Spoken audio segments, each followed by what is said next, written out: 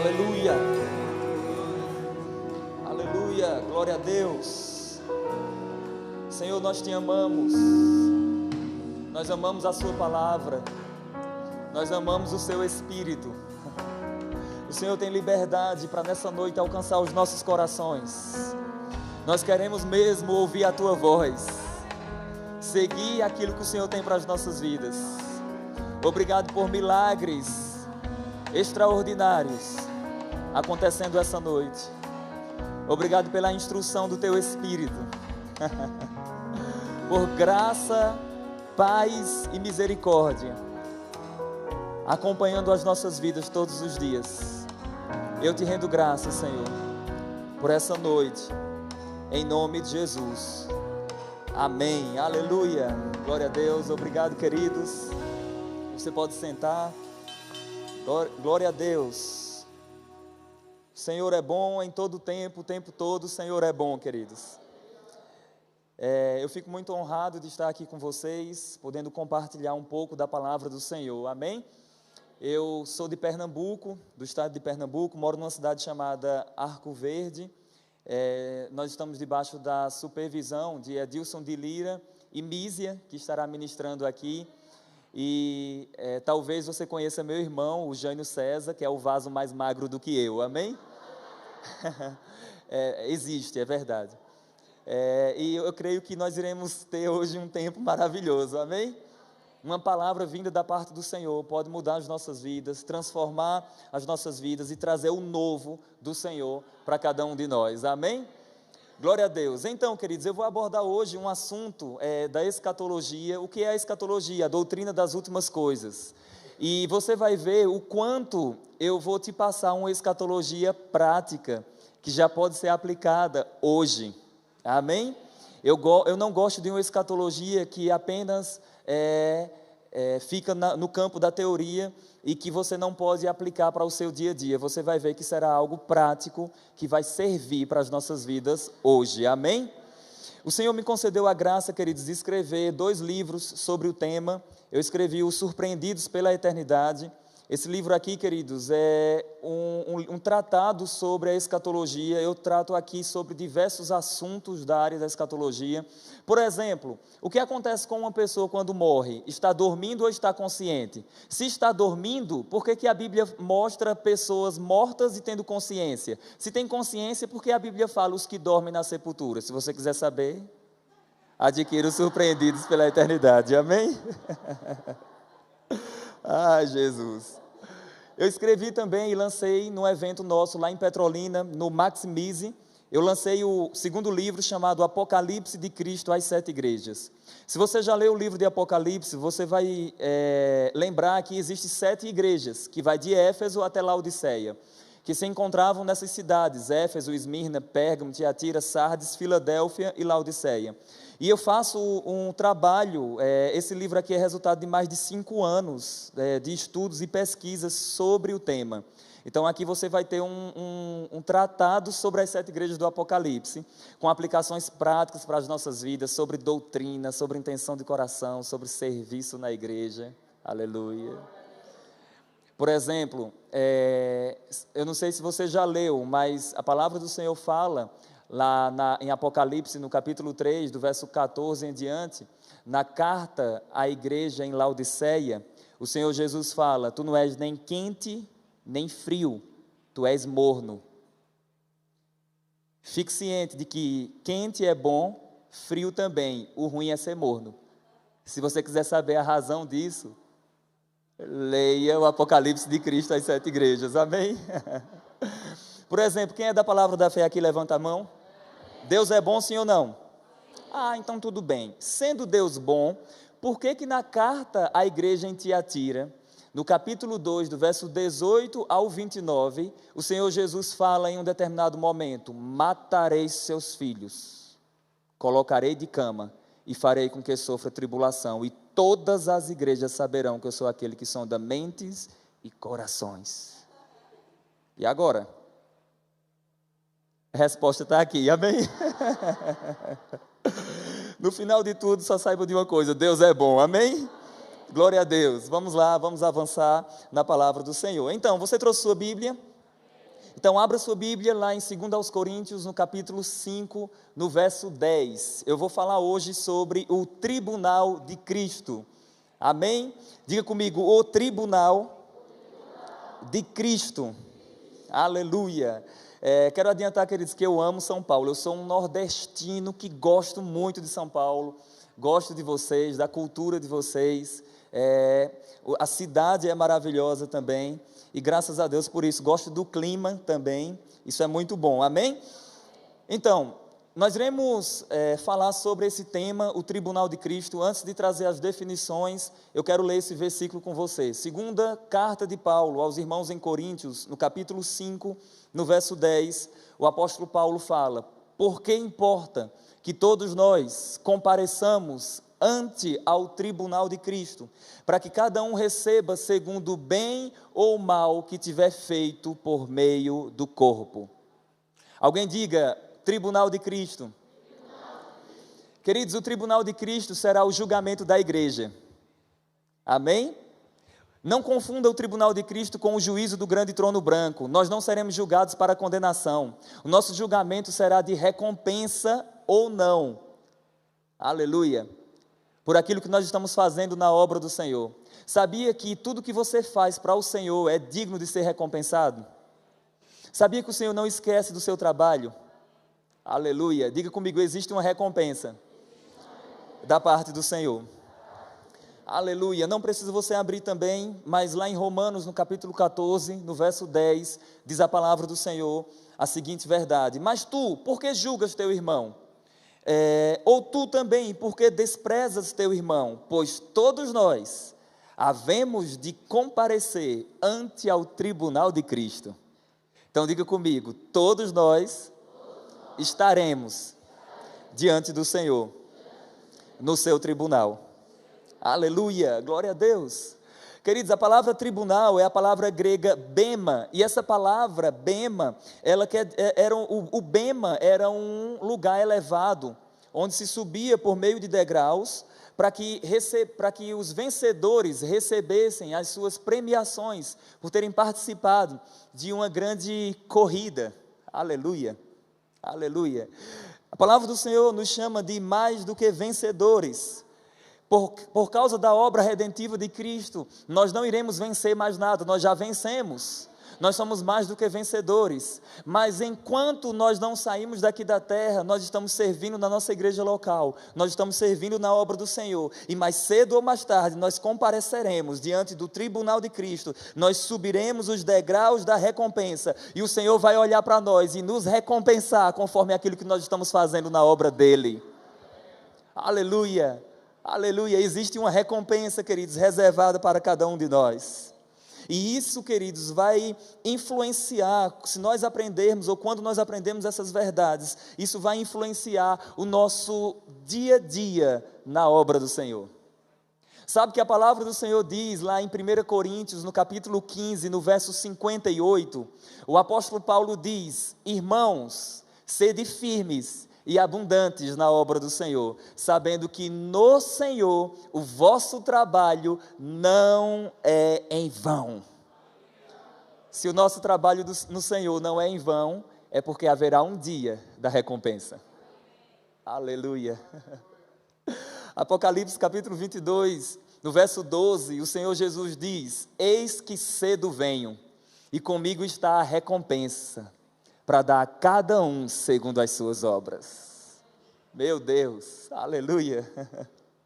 Ô Saulo, eu já estou consciente de que eu irei passar por esse tribunal de Cristo, que ele não é um tribunal de condenação, e de fato não pode ser um tribunal de condenação, porque os nossos pecados foram levados e condenados em Cristo lá na cruz. Amém? Então nenhum crente vai passar pelo tribunal de Cristo para receber julgamento de pecados, porque os nossos pecados foram julgados na cruz. Agora, depois que você nasceu de novo, você fez algo para o Senhor, sim ou não? Então isso é digno de recompensa. O Senhor vê o nosso trabalho. E você vai perceber nessa ministração de hoje o quanto isso é atual e o quanto isso deve funcionar nas nossas vidas, no nosso coração, na nossa igreja local. Amém, queridos? Eu quero adiantar algo aqui para você, que a palavra do Senhor nos revela alguns detalhes que eu já li aqui com você, mas eu quero pontuar essas verdades. O texto de 2 aos Coríntios, que é o texto base, capítulo 5, verso 10, Paulo fala: importa que todos nós quem? Nós os crentes, a igreja de Corinto, Paulo e os demais irmãos, amém? Paulo diz: importa que todos nós, número 1, o tribunal de Cristo será um tribunal para toda a igreja, todo salvo, amém? Aí ele diz: importa que todos nós compareçamos perante o tribunal de Cristo. Aí ele diz: para cada um receber segundo o bem ou o mal que tiver feito por meio do corpo. Então a segunda verdade é: o tribunal é para toda a igreja, mas ele é um tribunal individual. Aleluia. O negócio agora fica mais estreito, né? Porque não vai ser sua esposa respondendo por você. Não será o pastor respondendo pela esposa do pastor. Será um tribunal individual. Aleluia. Nós estaremos diante do Senhor. E Ele, queridos, vai nos julgar conforme aquilo que nós estamos fazendo na obra dEle individualmente. E cada um receberá, que é a terceira verdade, segundo o bem ou mal feito pelo corpo. Veja, preste bastante atenção. O texto não diz cada um receberá o bem ou o mal. O texto diz: cada um receberá segundo o bem ou o mal. Essa palavra mal que aparece aí, ela pode ser traduzida também como algo inútil, como algo que não tem valor para a eternidade. E isso fica firme, conforme Paulo nos mostra em outras passagens também, e eu quero te mostrar essas verdades. Abra sua Bíblia, por favor, em 1 aos Coríntios, no capítulo 3, eu quero ler a partir do verso 10 ao 15. 1 aos Coríntios, capítulo 3, glória a Deus, capítulo 3 de 1 aos Coríntios, versículo 10, olha o que Paulo diz aqui: segundo a graça de Deus, 1 aos Coríntios, capítulo 3, verso 10, segundo a graça de Deus que me foi dada, lancei o fundamento, como prudente construtor, e outro edifica sobre ele. Porém, cada um veja como edifica. Porque ninguém pode lançar outro fundamento, além do que foi posto, o qual é Jesus Cristo. Só para eu te explicar algo aqui antes de continuarmos a leitura. O texto está falando de uma grande obra, cujo fundamento é o Senhor Jesus. Amém? Diga comigo: uma grande obra. Diga: uma grande construção. Diga: e o fundamento chama-se Jesus. Ok, agora leia comigo a partir do verso 12. Contudo, se o que alguém edifica sobre o fundamento, qual é o fundamento mesmo? Jesus. Aí ele diz: contudo, o que alguém edifica sobre o fundamento é ouro, prata, pedras preciosas, madeira, feno e palha, manifesta se tornará a obra. Alguém diga obra. Ele diz: de cada um, pois o dia a demonstrará, porque está sendo revelada pelo fogo. E qual seja a obra de cada um, o próprio fogo provará. E se permanecer a obra de alguém que sobre o fundamento, quem é o fundamento? Aí ele diz: edificou, esse receberá galardão, salário, recompensa. Verso 15: se a obra de alguém se queimar, sofrerá ele dano, mas esse mesmo será salvo, todavia, como que através do fogo. Esse é um texto fascinante, queridos, uma passagem maravilhosa, que fala também sobre o tribunal de Cristo, sobre aquilo que nós estamos fazendo na obra do Senhor, que é digno ou não de galardão. Mas antes eu quero te dizer que o tribunal de Cristo ocorrerá após o arrebatamento da igreja. Quando acontecerá o tribunal de Cristo? Após o arrebatamento da igreja. Em breve, nós estaremos aqui, queridos, andando talvez nas ruas das nossas cidades, e de repente, o Senhor da glória virá. Eu gosto de dizer que o Senhor vai romper as cortinas da eternidade. E o Rei da Glória, aquele que tem os seus olhos como chamas de fogo, aquele que era, que é e que há de vir, aquele que tem na sua boca uma espada afiada de 2 fios, aquele que tem os seus pés semelhantes ao bronze, como que refinado numa fornalha, Ele mesmo, o Senhor Jesus virá, e Ele virá até as nuvens, e nós seremos sugados, atraídos, removidos para o encontro do Rei. Será um encontro de amor, queridos. Meu Deus, eu não sei você, mas eu tenho expectativa por esse dia. Aleluia. Eu fiz um poema, queridos, que eu chamo assim, o nome do poema, eu falo, o dia do nosso encontro. Eu digo, estamos ante ao amanhecer de um encontro. Um encontro, sim, um encontro com o Rei da Glória. Qual o local? As nuvens. Quando? Não sei, pode ser hoje, pode ser agora. Maranata, que venha o meu Rei. Diga, eu tenho um encontro marcado. Aleluia. Aleluia. Lucas, não precisa abrir, queridos, mas Lucas 14, Jesus fala, a tua recompensa a receberás na ressurreição dos justos. No dia do arrebatamento haverá a ressurreição dos salvos em Cristo, que foi justificado pela obra redentiva, amém? Então nós entendemos que o galardão se dará após a ressurreição, que acontecerá no arrebatamento da igreja. Porque o galardão está associado ao que você fez por meio do corpo. Amém? Aleluia. Então o nosso tribunal acontecerá nesse contexto. Mas talvez você possa se perguntar, Saulo, a Bíblia revela para nós qual o local do tribunal? Olha, nós não temos tanta luz nas Escrituras. Parece ficar evidente que não será na terra, isso fica claro, será após a trasladação da igreja nos ares ou lá dentro do terceiro céu mesmo. Por que eu digo isso? Porque a palavra do Senhor, em Lucas 14, fala que será na ressurreição dos justos. A palavra do Senhor também revela para nós, em Mateus 5,12, Jesus dizendo, a tua recompensa a receberás nos céus. E também em Apocalipse 22, verso 12, Jesus diz, eis que cedo venho e comigo eu trago a recompensa. Então os teólogos não chegaram a uma conclusão se esse tribunal acontecerá dentro do terceiro céu ou se acontecerá nas nuvens antes de entrar no terceiro céu. De qualquer forma, nós sabemos que será após o arrebatamento da igreja em um local que não será terra. Amém? Diga comigo, aguarda uma recompensa para todo aquele que serve ao Senhor. Aleluia, glória a Deus. Então, queridos, nós aguardamos esse dia que nós seremos recompensados na obra do Senhor. Então, só guarda essa verdade, o tribunal de Cristo ocorrerá após o arrebatamento da igreja. Uma outra verdade que eu quero chamar sua atenção agora para o texto lido em 1 Coríntios, no capítulo 3, e aqui eu peço que você se segure na cadeira, aleluia, porque tem algumas direções da parte do Senhor aqui. 1 Coríntios capítulo 3, verso 10, Paulo vai dizer assim, segundo a graça que me foi concedida, eu lancei o fundamento. Ele diz assim, como prudente construtor, e outro edifica sobre ele.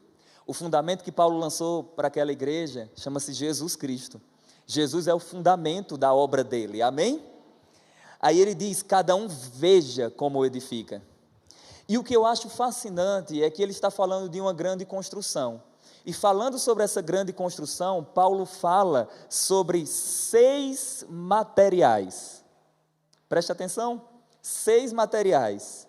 Verso 12, contudo que se alguém edifica sobre o fundamento número 1, ouro, número 2, prata, número 3, pedras preciosas, número 4, madeira, número 5, feno, número 6, palha. Paulo fala sobre 6 materiais. E eu dividi, queridos, no meu livro, esses 6 materiais da seguinte forma. 3 materiais úteis, ouro, prata e pedras preciosas. 3 materiais úteis. E 3 materiais inúteis. Madeira, feno e palha. Como assim, Saulo, são materiais úteis e inúteis? É simples, Paulo está falando de uma grande construção. Aleluia. E para uma grande construção, para que haja uma segurança, tem que ser utilizado um material de excelência. Sim ou não? Porque se o material não for de excelência, quando vierem os ventos, quando vierem as dificuldades, aquela estrutura vai cair, porque não tem um bom material. E sabe que isso aqui, queridos, alude à qualidade do nosso serviço na obra do Senhor. Não é apenas a quantidade, mas a qualidade do nosso serviço na obra do Senhor. Eu não sei se você sabia, mas Cristo vê não apenas quantidade de serviço, Cristo vê qualidade. Cristo vê intenção do nosso coração. Eu falo sobre os parâmetros do tribunal de Cristo, e eles são 3. Quais os parâmetros do tribunal de Cristo? Número 1, quantidade de serviço. Número 2, qualidade do serviço. E número 3, intenção do coração. Aleluia. Vamos parar para observar algo aqui. No primeiro grupo, ouro, prata e pedras preciosas, esses metais, ante ao fogo, brilha mais e pode ser moldado. E além disso, todas as impurezas saem e fica mais puro. Isso remete à qualidade do nosso serviço. Os outros materiais, o segundo grupo, madeira, feno e palha, ante ao fogo, lembra que o texto está usando uma figura, ele usa a figura do fogo, como se fosse para provar o tipo de material. A figura do fogo aqui, queridos, faz o que com madeira, feno e palha? Destrói e ficam apenas cinzas. Alguém já construiu algo com cinzas? Não serve para construir nada na obra do Senhor. Eu quero afirmar para vocês e deixar aqui a seguinte pergunta: qual material você está utilizando na edificação da obra do Senhor? Saiba que a obra é do Senhor. E o que eu acho fascinante é que a obra é dele e ele mesmo supervisiona.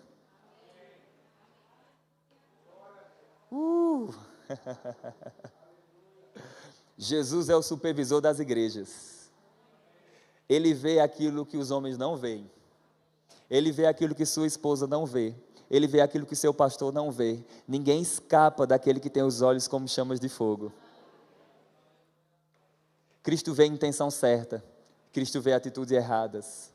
Cristo vê serviço. Cristo viu a fidelidade do seu coração servindo na obra dele. Sabe, queridos, que tem pessoas que estão na obra do Senhor e elas não fazem nada para o Senhor. Você sabia que não existe nenhum versículo na Bíblia que diga o seguinte: eis que eu vos chamei para que vocês sejam os desocupados do reino? Você sabia que não tem nenhum texto que fale sobre isso? Porque todas as passagens da palavra do Senhor e todas as parábolas que remetem à segunda vinda de Cristo, todas elas, não importam, todas elas que falam sobre isso, tem sempre um servo. Quando ele está voltando, tem sempre alguém servindo. O Senhor quer nos encontrar servindo, queridos, quando ele vier. Meu Deus, o Senhor não nos chamou, queridos, para ficarmos sem produzir nada. Não existe servo inútil, não. O Senhor te chamou para que você seja útil, para que você sirva, para que você faça alguma coisa na obra dele. Aleluia, aleluia. Mas eu tenho algo mais a dizer. Não precisa abrir, mas na mensagem de Cristo, às 7 igrejas do Apocalipse, em Apocalipse capítulo 1, capítulo 2 e capítulo 3, você vai ver a seguinte descrição de Cristo. Lá é dito que Jesus é aquele que anda no meio dos 7 castiçais de ouro, ou glória. E os 7 castiçais de ouro no texto vai dizer que remete às 7 igrejas. Isso para mim transmite 2 coisas. Número 1, proteção. Cristo está na igreja e ninguém vai destruir a igreja dele. Ele disse em Mateus 16, a partir do verso 19, ele disse: eis que eu edificarei a minha igreja e os portões do Hades não prevalecerão contra ela. As pessoas podem destruir esse prédio, mas não destrói a igreja do Senhor. As pessoas podem até destruir um crente, mas não destrói a igreja do Senhor. A igreja do Senhor é indestrutível. Cristo está na igreja, Cristo protege a igreja. Você quer saber se ele protege ou não? Eu quero te lembrar algo. Quando Saulo, o perseguidor da igreja, estava indo perseguir os cristãos em Damasco, diz a palavra do Senhor em Atos capítulo 9, queridos, que houve um encontro, meu Deus, e diz a Bíblia, queridos, que Saulo tinha adquirido autorização das autoridades de Israel para ir perseguir os cristãos lá em Damasco, e quando ele estava indo, ele teve um encontro, e o encontro foi com o Senhor Jesus, e o Senhor Jesus disse: Saulo, Saulo, por que me persegues? Ele não disse: por que persegues a minha igreja? Ele disse: por que me persegues? Eu quero afirmar algo para você: se alguém está te perseguindo, não tente fazer nada, porque não está perseguindo você, está perseguindo o Senhor da igreja. Meu Deus, meu Deus, e Ele sabe te proteger.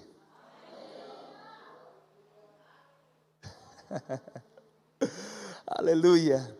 Saulo, Saulo, por que me persegues? Quem és tu, Senhor? Ele fala: eu sou Jesus a quem você persegue, mas eu tenho um plano para a sua vida. Eu te chamei, eu te escolhi, você é meu, você vai pregar minha mensagem para outras pessoas. Aleluia, aleluia, glória a Deus.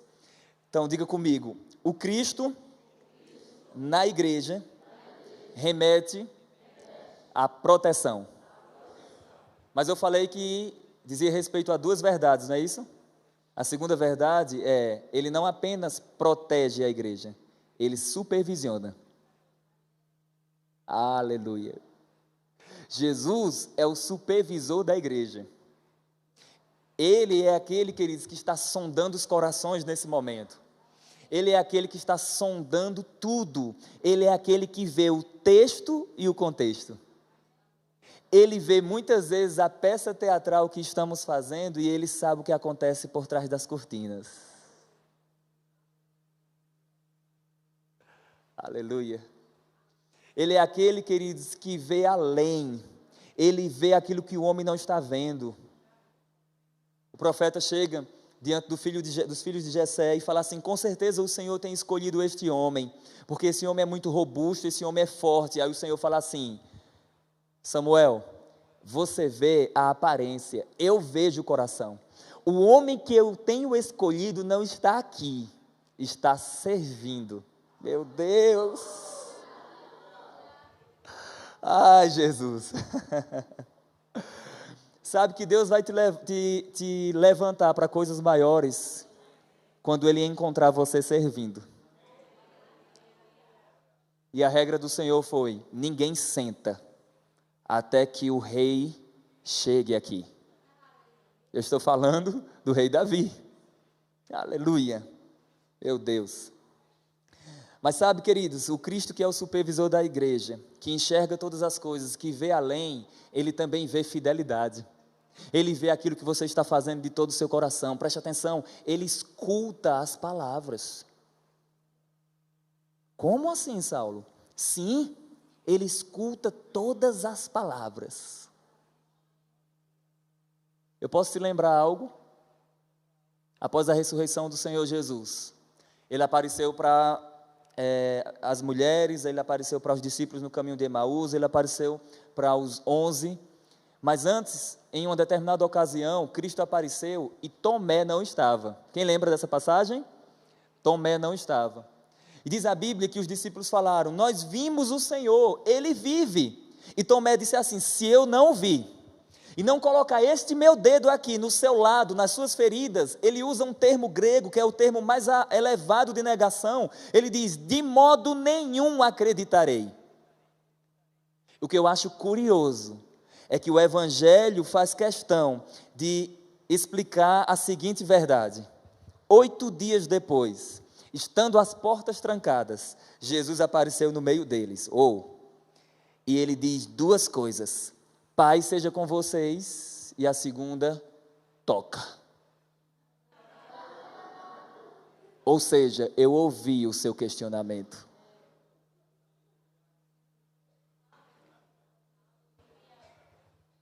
Diga comigo: Ele escuta todas as coisas. Aleluia. Então ele vê fidelidade, queridos, ele vê intenção certa no coração. Nós somos servos do Senhor, queridos.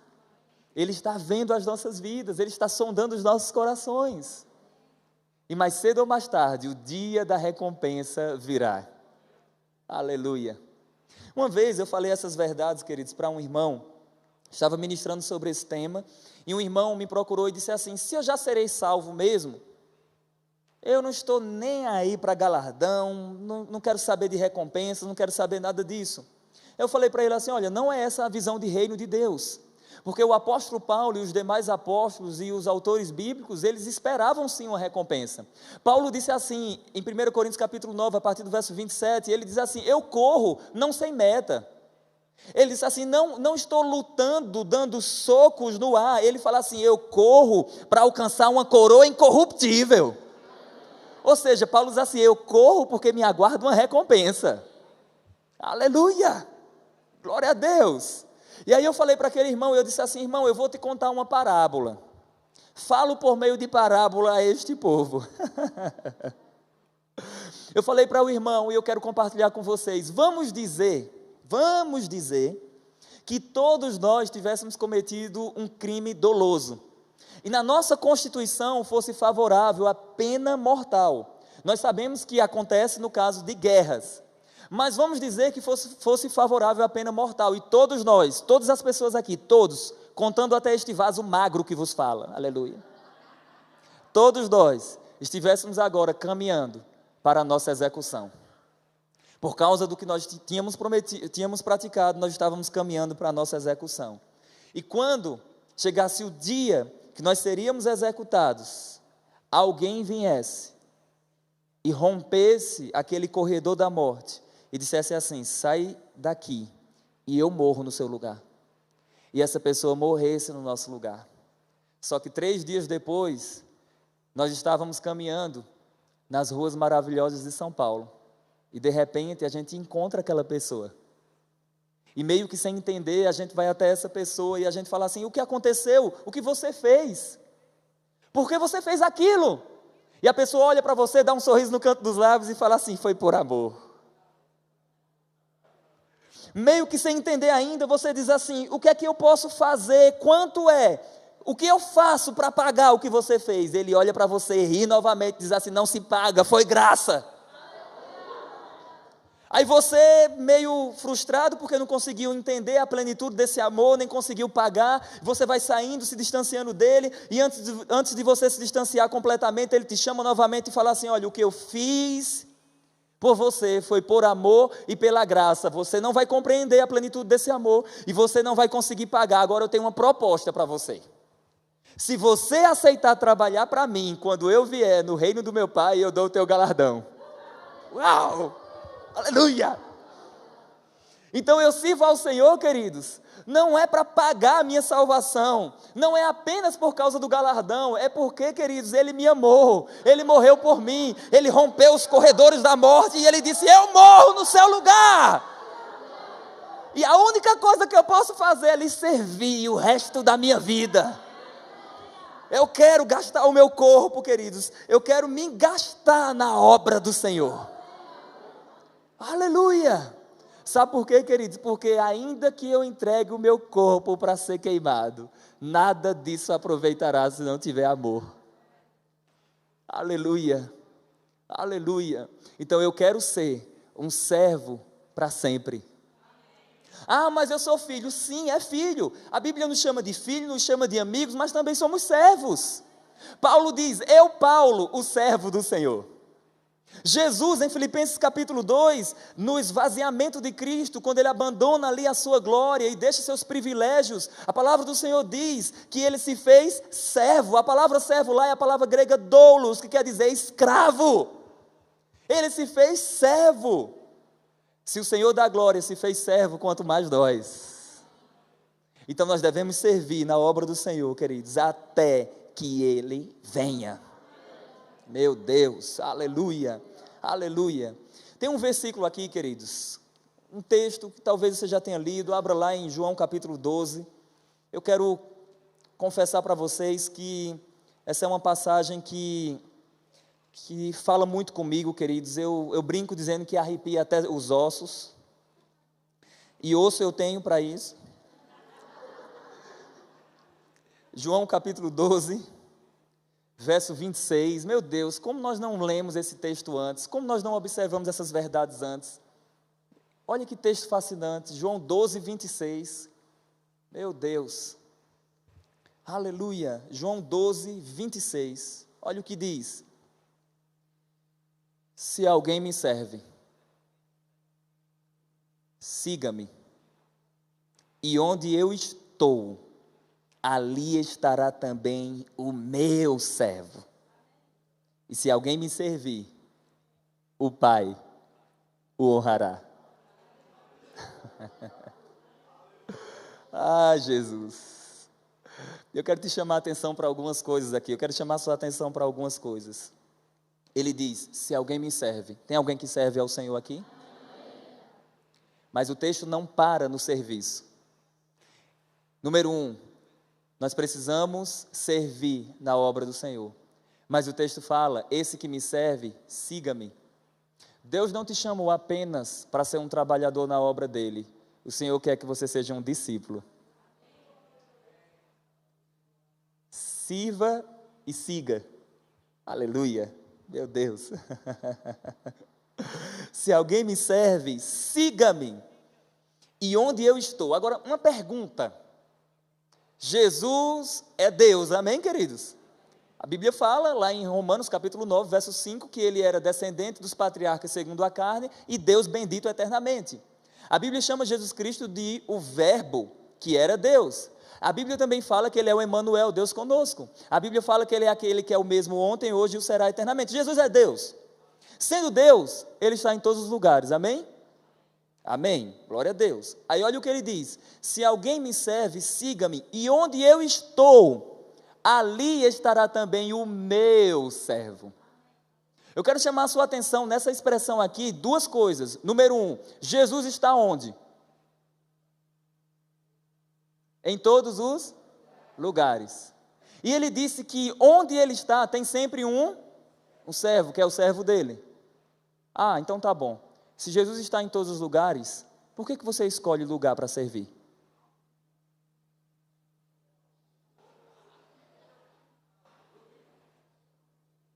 Só sirvo se for no louvor. Sabe por que as pessoas fazem isso? Porque elas estão em busca de status. Elas querem aparecer. Elas querem ter seus nomes nas mídias sociais. Elas querem sair nos cartazes. Se for para servir pregando, eu quero. Mas saiba de uma coisa. Se Jesus está em todos os lugares, então em todos os lugares, remete ao lugar ideal para você servir. Ai, Jesus. Eu vou contar algumas coisas aqui para vocês. Eu lembro que lá na minha cidade, na cidade que eu moro, em Arco Verde, nossos primeiros pastores foi o pastor Tony e Marina, que estão lá em Ribeirão Preto. E eu lembro que eu estava servindo lá, ajudando eles, e uma vez Marina ligou para mim e ela disse assim, Saulo, eu preciso que você sirva aqui, trabalhando com as crianças no departamento infantil. Eu disse assim, eu já estou nos conselheiros do evangelismo, na faxina da igreja, e eu não tenho jeito para criança. Ela disse assim, mas eu quero. Aí eu disse, então tá bom, eu vou. Aí fui. E quando estava servindo ali com as crianças, o primeiro incentivo, no primeiro culto, no primeiro momento que eu ia ficar com as crianças de 6 a 8 anos, o primeiro incentivo foi que uma irmã, que serve também na obra do Senhor, ela falou para mim assim, você vai trabalhar com as crianças de qual faixa etária? Eu disse 6 a 8, ela disse misericórdia.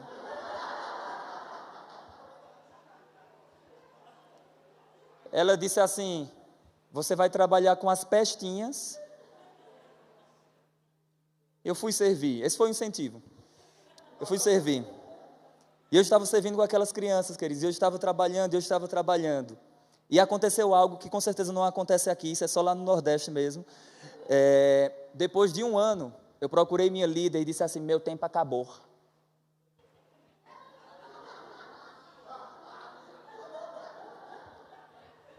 Acabou a graça.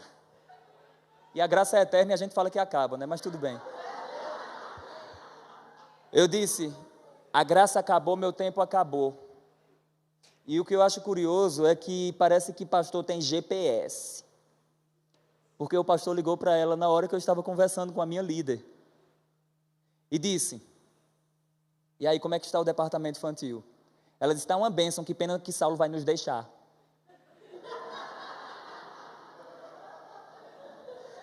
Aí ele disse, fala a ele que eu mandei dizer que não é tempo não. Fiquei mais 2 anos. Mas o que quebrantou meu coração, sabe o que foi? Foi uma criança chegar para mim e dizer assim, que o Saulo, quando eu crescer, quero ser igual ao Senhor. Eu não sei você, queridos, mas isso marca o meu coração. Sabe por quê? Porque nós estamos influenciando vidas. Nós estamos servindo, queridos, não se trata apenas de trabalho, de serviço, não, se trata de reino de Deus, de pessoas. Nós estamos afetando a vida de pessoas, pessoas serão alcançadas. Talvez nós estamos servindo ali, cuidando do próximo grande evangelista que será levantado para essa geração. Aleluia! Talvez você está sendo Barnabé para um próximo Paulo. Ai, Jesus! Aleluia! Aleluia! Glória a Deus! Nós estamos servindo na obra do Senhor, queridos, e Ele está enxergando todas as atitudes, Ele está vendo a intenção do nosso coração. Fica firme, fica fiel, porque o Jesus, o Rei da Glória, o Senhor Jesus disse assim, quanto à recompensa, fica tranquilo. João, nós lemos, capítulo 12, verso 26, o Pai o honrará. Então fica certo, fica ciente que mais cedo ou mais tarde o dia da recompensa virá. Ai, Jesus! Eu não sei você, queridos, mas isso me motiva a servir mais na obra do Senhor. Pouco mais eu faço um apelo aqui para quem quer servir. Aleluias! Aleluia! Ô Saulo, então quais os parâmetros do tribunal de Cristo? Número 1, quantidade. Número 2, qualidade. Número 3, intenção de coração. Tem crente que tem quantidade de serviço, mas não tem qualidade, faz as coisas de todo jeito. Aleluia. Deus nos chamou, Paulo fala, escrevendo aos Filipenses, ele diz assim, sede excelente em todo o vosso proceder. Diga comigo, excelência. As pessoas não param para tentar isso, queridos, mas não basta servir na obra do Senhor, é preciso fazer com excelência. E eu quero afirmar algo para você, o que é excelência? Eu ouço várias ministrações sobre isso e eu sempre fico pensando, está faltando alguma coisa. Porque o que é excelência? Preste atenção, excelência não é uma competição entre a igreja de Pinheiros com a igreja de Guarulhos. Não é uma competição com a igreja de Recife e a igreja de Salvador, não.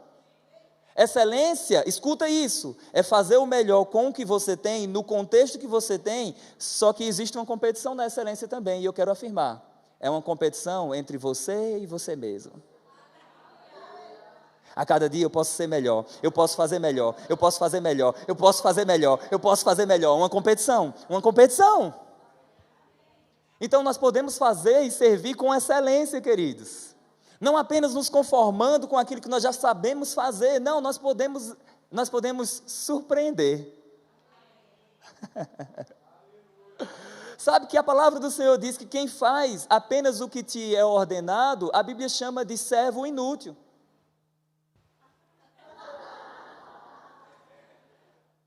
Porque o Senhor espera de nós, queridos, que venhamos a surpreender as pessoas. Aleluia! Fazer além, andar 1 milha a mais. A excelência, queridos, é você fazer tudo de melhor com o que você tem em uma competição interminável entre você e você mesmo. Meu Deus. Ah, Saulo, o Senhor não vê quantidade não. Vê não, então tá bom. Quem lembra da parábola dos talentos? Ele deu quantidades diferentes e depois ele recompensou quem multiplicou mais. Ah, então ele vê quantidade. Aleluia. Quem lembra da oferta da viúva pobre, da mulher pobre, de uma senhora pobre, que deu duas pequenas moedas? Diz a palavra do Senhor que o Senhor estava observando quanto e como as pessoas colocavam ali no tesouro. E diz a Bíblia que ele viu uma mulher que deu 2 pequenas moedas, mas ele diz assim, todas as outras pessoas deram o que sobrava, então ele estava observando quantidade também. Aleluia. Mas Cristo também observa qualidade. Alguém diga qualidade. A qualidade do serviço, queridos, é essencial na obra do Senhor. Cristo quer que venhamos a fazer com excelência, servindo e servindo bem. Mas também Cristo observa propósito do coração, a intenção do coração. Tem crente que ele tem quantidade e qualidade, mas a intenção está errada. Ninguém dá um glória a Deus, já percebeu? Tem crente, queridos, que ele tem o propósito certo, mas não há uma intensidade de excelência. Ele é até uma pessoa que quer servir bem, mas ele não faz em excelência, ele não faz em quantidade. Nós temos que reunir todas essas verdades. Eu tenho que servir em quantidade, em qualidade e em intenção certa do meu coração. Eu quero ler mais uma passagem aqui com vocês. Aleluia. Essa passagem aqui eu acho fantástica. Abra comigo em Romanos. Glória a Deus. O Senhor é bom. Saulo, eu pensei que a escatologia só era algo teórico. Pois é, você está vendo que não. Amém? A escatologia é algo que afeta as nossas vidas hoje. Escuta isso aqui, você vai abrir em Romanos 16, a partir do verso 1. A cruz é escatológica. Então, não é só a mensagem da redenção que é algo prático. A cruz é escatológica. Eu vou dar um exemplo para você. Porque Jesus morreu e ressuscitou, isso garante também a nossa ressurreição. Amém? Diz a Bíblia, de modo que, se em Cristo todos morrem, em Cristo todos serão vivificados. Então, a cruz é escatológica. A cruz nos deu um novo destino. A cruz nos dá uma nova esperança. Nós precisamos de mais sangue na nossa escatologia. E de mais escatologia na nossa mensagem da cruz. Ah, Jesus. Olha aí comigo, Romanos capítulo 16, verso 1. Paulo diz: recomendo-vos a nossa irmã Febe, que está servindo a igreja de Cencreia. O que eu acho fantástico aqui, queridos, é que essa irmã, na ocasião que Paulo escreveu, estava servindo. Existe um tempo no texto original grego, queridos, que é a ideia de continuidade. Ela não serviu, ela está servindo a igreja de Cencreia. Ela está servindo a igreja de Cencreia. Tem crente que ele tem muito histórico de ter servido há 200 anos. No início da minha fé, eu servi, eu fui muito útil. Sim, mas e agora? E agora? Não é apenas o testemunho de que servi, mas é estar servindo. Jesus, segura algo, eu tenho que falar algo aqui pelo Espírito. Uma vez um irmão chegou para mim e disse assim: Saulo, você está em outro nível.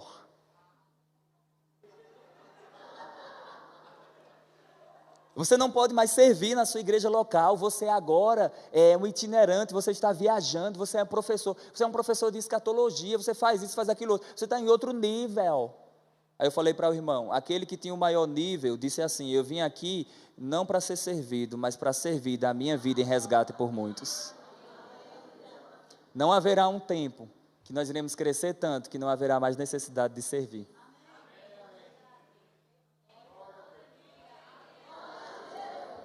Você pode até migrar para um outro lugar, mas continuará servindo. Ai, Jesus! E lá na eternidade, Saulo? E lá no novo céu e na nova terra, a Bíblia fala: os servos do Senhor contemplarão a sua face e o servirão pelos séculos dos séculos. Como diz os cariocas, já era, perdeu, esculachou.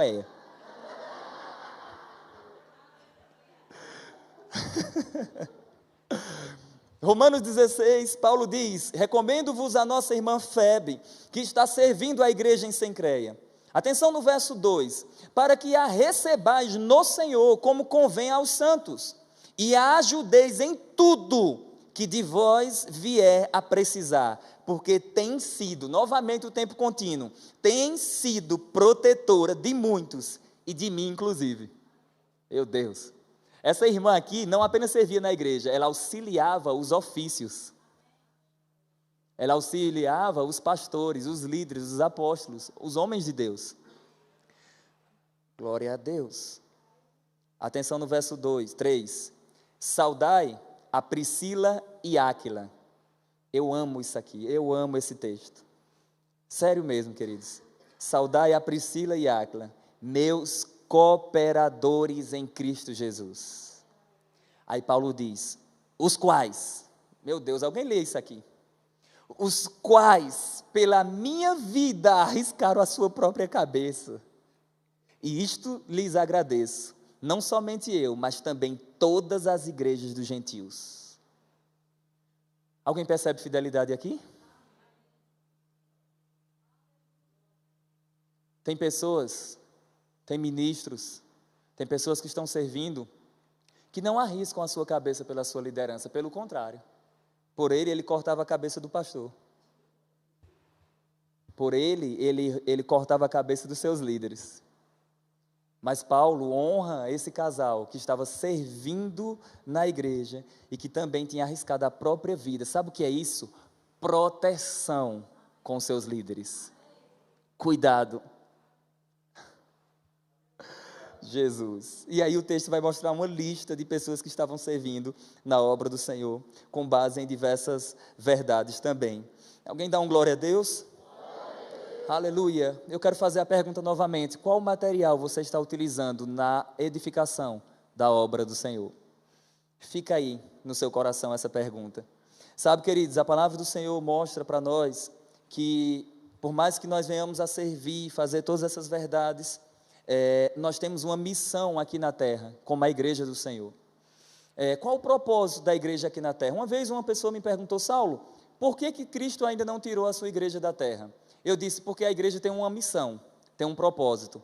E número 1, qual a missão da igreja? Número 1, alcançar o número máximo de pessoas. Número 2, andar em amor uns com os outros.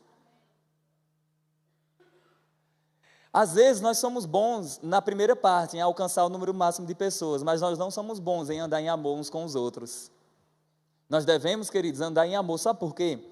Porque já foi dito aqui hoje pela manhã, e eu quero falar isso para vocês também, que um dos contextos da igreja de Cristo, da obra do Senhor e da atuação do Espírito Santo chama-se edificação. E a palavra edificação na Bíblia, ela aparece de diferentes formas.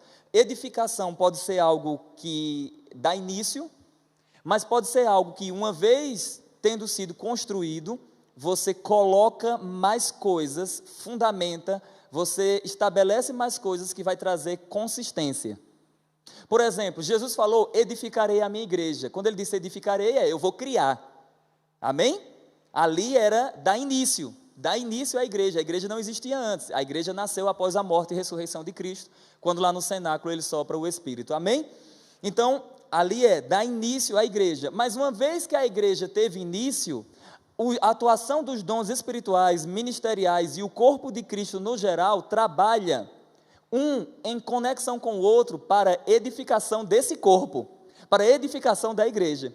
Então todos nós estamos aqui, queridos, com essa missão também de edificar-nos uns aos outros, de edificar a vida do meu irmão, não apenas com uma mensagem, mas edificando com um abraço, edificando com uma carona, chamando para o irmão para tomar um cafezinho, coisa essa que o vaso magro que vos fala gosta muito. Tem um irmão que fala para mim assim, o Saulo só toma café e nada mais. Diga comigo, edificação na obra do Senhor. Eu quero caminhar para o fim da minha mensagem, queridos, e eu quero orar por pessoas enfermas, mas eu tenho só duas coisas para falar. A primeira o que eu ganho servindo na obra do Senhor? Uma boa pergunta. O que eu ganho servindo na obra do Senhor? Vamos pontuar algumas verdades. Número 1, eu aprendo a lidar com gente. Gente como nós.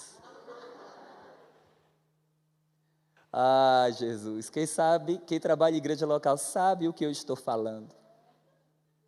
Eu aprendo a lidar com gente. E eu quero dizer algo para você. Pessoas te decepcionam. Pessoas estão amadurecendo. Pessoas te entristecem. Você entristece pessoas. Você decepciona pessoas. E na obra do Senhor nós aprendemos isso. Conto um testemunho. Lá na igreja, tenho servido na obra do Senhor por mais de 10 anos. E servindo lá, o pastor disse assim: Saulo, eu quero colocar esses tapetes antiderrapantes na igreja. E tinha uma rampa para cadeirante, e eu fui colocar os tapetes. E eu coloquei firme mesmo o tapete e tal, tudo certo. Só que aquela cola que a gente aplica, ela leva um tempo para ficar bem fixa. E eu não sabia eu não tinha experiência nisso ainda, mas eu não sabia que você tinha que aplicar a cola no tapete, no piso, e esperar um pouco, e depois colocar. Não, eu apliquei a cola e saí colocando. E tudo bem, ficou colado, mais ou menos. E algumas partes ficaram levantadas. E veio uma irmã para o louvor da igreja. E a irmã veio andando de salto, só que a irmã não sabia andar muito bem de salto. Ela veio andando.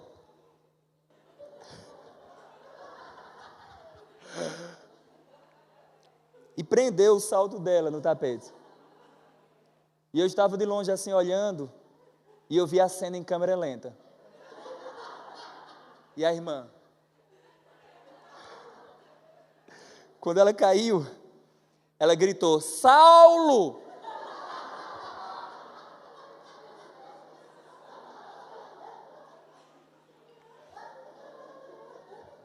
Eu estava tão acumulado, queridos, de coisas, tão estressado. Eu disse: o que foi? Ela disse: você colou isso aqui para eu cair. Eu olhei para ela, peguei meu revólver. Queridos, minha esposa é policial militar, mas o revólver fica comigo, que é um osso que tem aqui.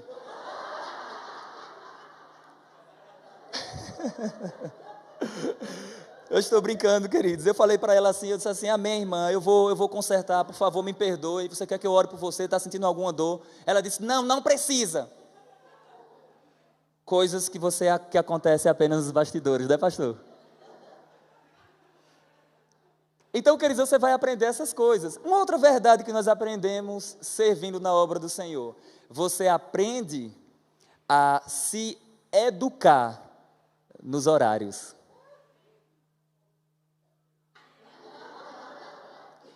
Educação nos horários, pontualidade. Isso você aprende na igreja local, servindo na obra do Senhor, que vai servir para a sua vida, que vai servir para a sua empresa, que vai servir para o seu dia a dia. Outra verdade que nós aprendemos na igreja local: nós aprendemos o que falar e o que não falar. Nós aprendemos o que somos e o que não somos. Então a igreja local tem muito a nos ensinar. Por isso que nós precisamos nos envolver cada vez mais com a obra do Senhor. Deus está fazendo, queridos, uma grande construção. E Ele conta conosco como seus edificadores. Sabe, queridos, Deus está fazendo uma obra maravilhosa nesse estado.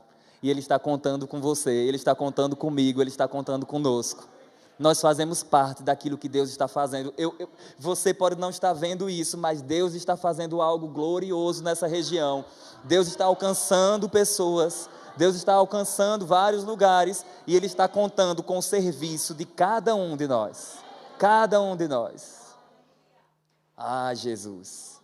E por último, eu quero abordar o seguinte tema: o que será o galardão? Muitas pessoas discutem para tentar identificar o que será a recompensa. Ô Saulo, o que vai ser a recompensa? Queridos, segundo a palavra do Senhor, a recompensa repousa em 5 verdades. Número 1, alcançaremos uma coroa incorruptível. Então, haverá uma coroa para nós. 1 Coríntios, capítulo 9, verso 25.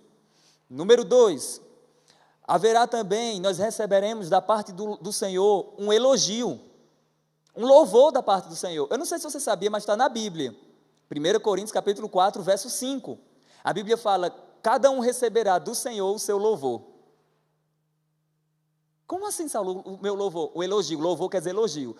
Cada um vai receber um elogio. Pode ser que a gente chegue diante do Senhor e Ele fale assim: servo bom e fiel. Está aí o louvor. Servo bom e fiel. Eu vi o tempo que você foi fiel naquilo que eu confiei a você. Número 1, uma coroa. Número 2, receberemos um louvor da parte do Senhor. Número 3, nos assentaremos em tronos. A palavra do Senhor promete isso em Apocalipse capítulo 3, verso 21. E também a palavra do Senhor fala que nós iremos reinar sobre nações. Apocalipse capítulo 2, verso 26 e 27. Então, reunindo essas verdades, o galardão remete a essas 4 coisas. Número 1, receber uma coroa da parte do Senhor. Número 2, receber um louvor da parte do Senhor. Número 3, se assentar-se em tronos. Número 4, reinar sobre nações. Saiba, queridos, que haverá um momento que o Senhor vai estabelecer o reino dele aqui na terra, um reino literal, o reino milenar, e nós iremos reinar com ele nessa terra. Nós seremos seus primeiros ministros. Eu gosto de dizer que vai ser o fim da corrupção. Os governos corruptos não existirão mais. Sabe por quê? Porque quem estará reinando vai ser o Messias, Jesus Cristo. Nós sairemos da democracia e nós iremos para uma monarquia teocrática. O que é isso? Um governo de um Deus que é rei, um governo de um rei que é Deus. E no reino do Senhor não haverá injustiça. Será um reino de paz, de prosperidade, de alegria.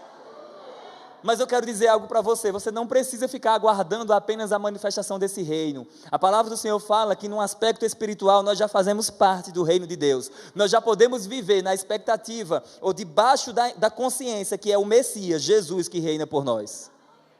Aleluia, glória a Deus. E eu concluo aqui falando as seguintes verdades. Em um contexto militar, as premiações que um soldado pode receber remete também a um elogio formalizado por parte do seu senhor. Isso entra no histórico do policial. Se a pessoa é um militar e ele faz algo além, ele recebe algo denominado no meio militar de elogio. Se tem algum militar aqui, sabe do que eu estou falando. Ele recebe um elogio. E esse elogio entra no histórico da pessoa. Isso é um verdadeiro reconhecimento do seu líder, do seu superior, pelo que a pessoa está fazendo. Queridos, nós aguardamos o dia que o nosso superior vai pronunciar o elogio dele para nós. Eu não sei você, mas eu tenho expectativa por esse dia. Como eu quero participar do tribunal de Cristo, amém? E ser recompensado por aquilo que eu estou fazendo na obra do Senhor. Então, com base nessas verdades, queridos, nosso futuro na obra do Senhor é bastante dinâmico. E nós devemos ter expectativas, sim, queridos, por aquilo que Deus está fazendo e naquilo que Ele está fazendo através das nossas vidas. E nós devemos servir, colocando os nossos olhos no Senhor, porque de fato Ele virá para nos recompensar. Uma vez eu falei para um irmão disse assim: Saulo, eu estou servindo na igreja já durante tanto tempo e o pastor ainda não me recompensou, e o pastor não falou nada ainda. Eu falei: você está servindo a quem? Ele disse: eu estou servindo ao pastor. Eu disse: esse é o problema. Você esqueceu que você está servindo ao Rei da Glória, servindo ao pastor. É diferente. Meu Deus. É diferente quando quem te envia é Senhor até daquele pastor. Meu Deus. Sabe o que é que diz a Bíblia? Que quando ele vier, ele vai trazer à tona todas as coisas ocultas, e nós receberemos ou não o nosso galardão. Sabe que a palavra do Senhor diz que muitas pessoas podem perder a sua coroa? E perder a coroa, eu falo naquele livro das 7 igrejas, perder a coroa não é perder salvação. Coroa é algo que você recebe. Você recebe pelo que você faz, você é premiado. Coroa remete a galardão. Quando a Bíblia fala cuide para que ninguém tome ou para que você não perca a sua coroa, não remete a perder salvação, não. Nesse contexto não fala sobre isso. Perder a coroa é você perder galardão, é você deixar de ser recompensado no lugar de outra pessoa e outra pessoa ser recompensada no seu lugar. Eu vou dar um exemplo aqui. Se perder a coroa fosse a perda da salvação, eu poderia chegar para o pastor Antônio e dizer assim: eu vou roubar a sua salvação agora, e eu roubasse a salvação dele. Tem como eu fazer isso? Não. Sabe por quê? Porque a salvação é um dom de Deus, é dado pelo Senhor, pela graça mediante a fé. Isto não vem de vós, é um dom de Deus. Agora, o pastor pode ser fiel, e este vaso não, e ele recebeu o galardão que eu ia receber. Aleluia. Então, cuidado, para que você não perca o seu galardão. Amém? Fecha teus olhos. Senhor, eu te dou graças. Obrigado por essas verdades que o Senhor nos explicou, nos transmitiu nessa noite. Eu oro, Senhor, para que o Senhor levante mais servos fiéis, pessoas que vão servir em quantidade, qualidade e com a intenção certa do coração. Obrigado, Senhor, porque nós aguardamos o dia que nós nos encontraremos com o Senhor, e o Senhor há de nos recompensar. Obrigado, Senhor, porque o nosso futuro em Ti já é certo. Nós confiamos no Senhor, nós confiamos na Sua palavra, nós amamos o Senhor. Obrigado pelo privilégio